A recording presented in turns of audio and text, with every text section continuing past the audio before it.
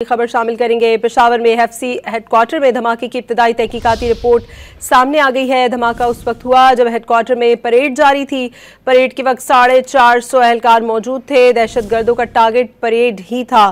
पेशावर में FC headquarter में धमाके की इब्तदाई तहकीकाती रिपोर्ट सामने आ गई है। रिपोर्ट के मुताबिक धमाका उस वक्त हुआ जब हेडक्वार्टर में परेड जारी थी। परेड के वक्त 450 एहलकार मौजूद थे। इस बारे में मजीद डिटेल्स हासिल करेंगे डॉन न्यूज़ के नुमाइंदे जाहिद इमदाद से। जाहिद, अपडेट कीजिएगा।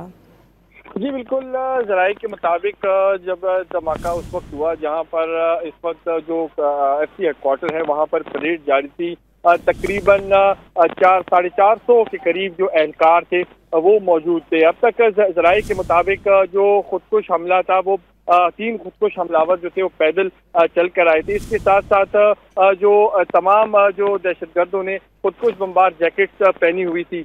इसके साथ साथ जो बड़ी जो कार्रवाई करने के लिए ये दहशतगर्द थे। ताहम जो इब्तदाई इस वक्त जो तहकीकात है उसमें जो सवाइद है वाक़े से मुतल्लिक वो इकट्ठे करने का अमल जारी है। ताहम सीसीटीवी फुटेज की भी जांच पड़ताल और निगरानी जारी है। इब्तदाई जो ये रिपोर्ट है इस हवाले से जराये के मुताबिक 450 कार थे वो धमाके के वक्त जो हेडक्वार्टर है उसमें मौजूद थे। जी जाहिद इमदाद अपडेट कर रहे थे, आपका बहुत शुक्रिया।